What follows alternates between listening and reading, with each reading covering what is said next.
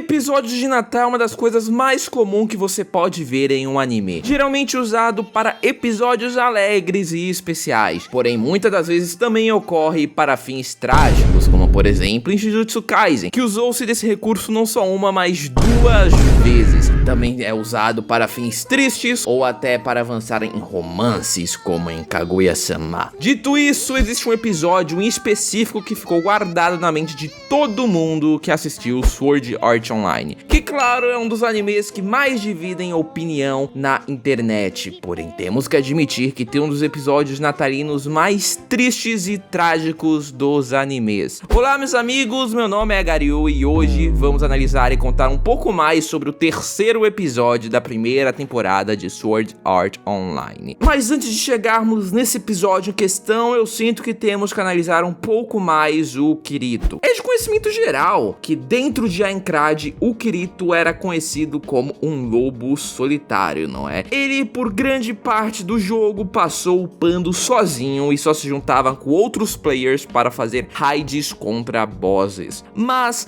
o que levou ele a isso? Primeiramente a gente tem que falar algo importante. O Kirito sempre foi uma pessoa reservada. É possível ver desde o primeiro episódio que ele sempre evitou andar em grupos grandes de amigos, limitando-se apenas a uma pessoa, como vemos quando o clã chamou ele para o próprio grupo dele, só que o Kirito recusou, tá ligado? Ficou meio receoso de entrar. Isso acontece porque o Kirito, além de não ter muitos amigos durante toda a sua vida, ele meio que também era um pouco isolado da sua própria família, fazendo isso quando ele descobriu que ele era adotado pela sua própria tia e tio. Outro fato também que agravou isso foi que a prima ou irmã dele, como você preferir, meio que assumiu uma responsabilidade que era dele.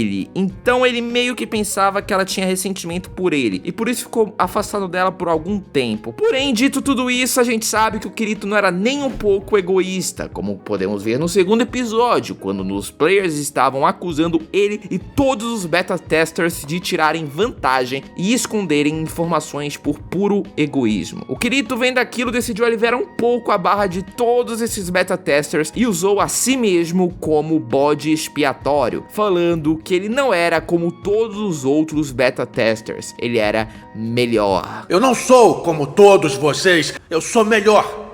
Eu sou melhor. Dizendo que entre todos os beta testers, ele sozinho era o honrado e que todos os outros eram buchas falaciosos, os verdadeiros betinhas testers. Isso causou um pouco de má fama no Kirito, que foi superada um pouco depois no anime, né? E que isolou ele inicialmente, né? Só o que acontece? Chegamos ao terceiro episódio, onde ele salvou um grupo e foi convidado para fazer parte dele. A princípio, o Kirito ficou meio receoso de entrar para aquele grupo, mas aceitou após ouvir que eles estavam precisando de alguém para fazer o front, já que a escuteira deles não dava conta. Naquele momento, cara, o Kirito sentiu que para fazer parte daquele grupo, ele meio que devia esconder o próprio nível, porque meio que é muito suspeito um jogador sozinho, que ele disse que era um jogador sozinho, ter um nível muito alto. Era óbvio que ele era uma espécie de beater, né, que é um nome que deram para os beta testers que eram bons, que é uma função da palavra beta com cheaters, né.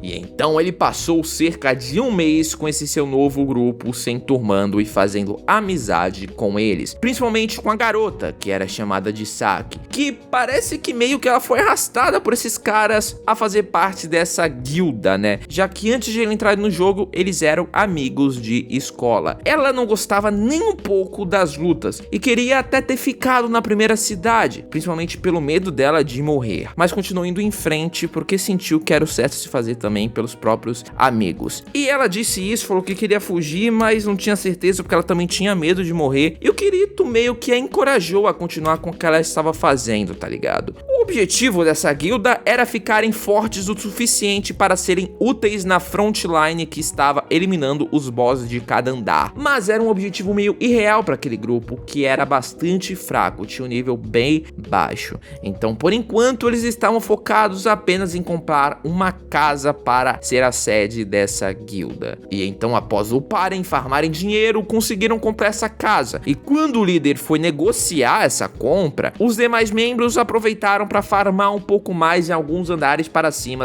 já que eles estavam confiantes que conseguiam fazer aquilo, porque haviam upado de nível, né? Mas eles não estavam. Eles acharam uma sala secreta e caíram na armadilha que estava ali, e foram todos massacrados, sobrando apenas o Kirito vivo, que ficou extremamente traumatizado com tudo aquilo que aconteceu, principalmente quando ele viu a Sachi morrer e não ouvia suas últimas palavras. E para piorar tudo isso, o líder, quando soube do que aconteceu, não aguentou toda essa informação, culpando o Kirito por ter escondido o nível verdadeiro dele e que nunca deveria ter se envolvido com o Bitter, e então se jogou em Ludivisse. Opa, digo Vasco. Perderam de novo? Mas você deve estar se perguntando o que tem a ver ele ter escondido o nível. Bem, eu fiquei com essa mesma dúvida e pesquisei um pouco, então essa informação aqui pode ser um pouco errônea, porque eu não li a novel, mas eu vou acreditar num cara aleatório no Reddit, que ele disse o seguinte: meio que aquele grupo, ele era muito burro no anime, eles entraram lá, nem se ligaram que poderia ser uma armadilha, só entraram e caíram nela. Só que na novel foi bem mais esperto, eles fizeram uma votação se entrava ali ou não, porque estavam suspeitando de alguma coisa, e só o Kirito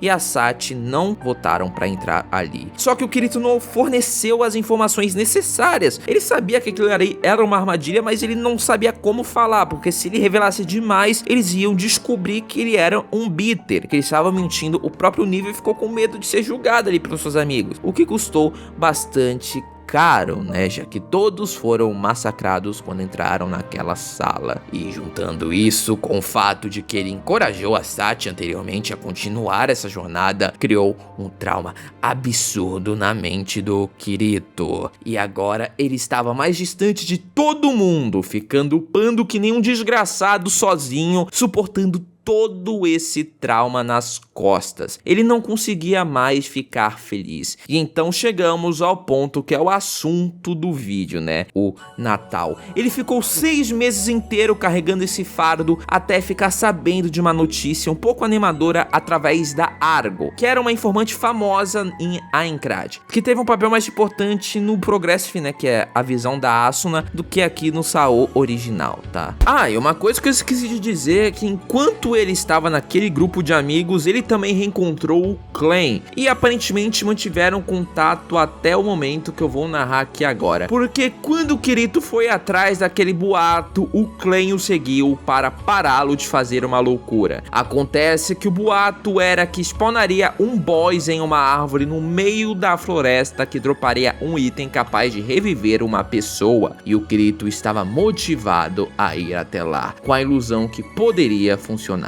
Mas no fundo ele mesmo sabia que poderia não ser possível. Ele sabia que provavelmente ressuscitaria apenas uma parte dos dados da pessoa, mas não ela em si. E bem, o Clan não conseguiu convencê-lo, tá ligado? Pelo contrário, eles foram emboscados por outra guilda que estava atrás daquele boato, e o Clan e seus amigos seguraram essa guilda enquanto o Kirito foi matar o boy secreto. Uma missão que o Kirito sabia que era suicida fazer sozinha, mas de algum modo ele conseguiu. E aí veio a sua maior decepção. Aquele item revivia sim alguém, mas somente 10 segundos após a morte da pessoa. E então ele deu o item para o Clan e foi devastado para sua própria casa.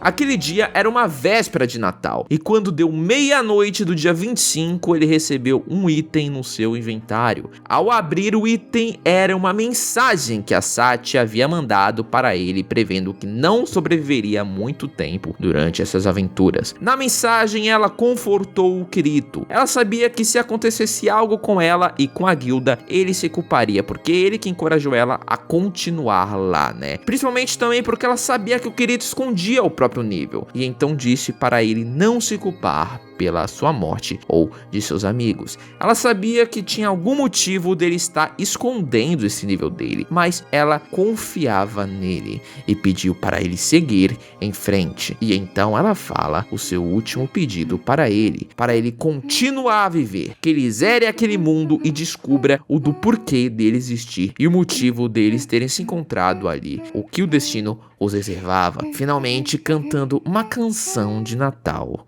para ele. E as suas últimas palavras naquela mensagem foram obrigado e até mais, com Kirito percebendo que essas também foram as últimas palavras da Saki enquanto ela estava sendo morta. Arigatou, sayonara.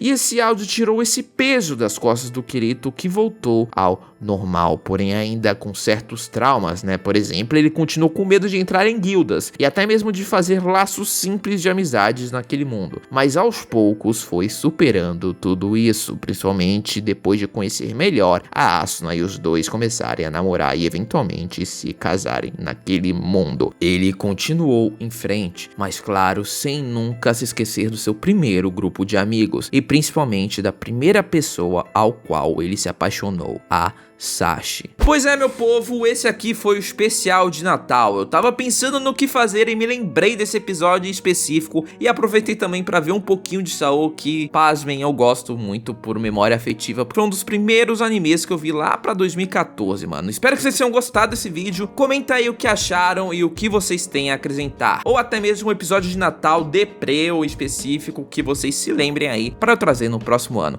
Espero que vocês tenham gostado, meus amigos. Um Feliz Natal e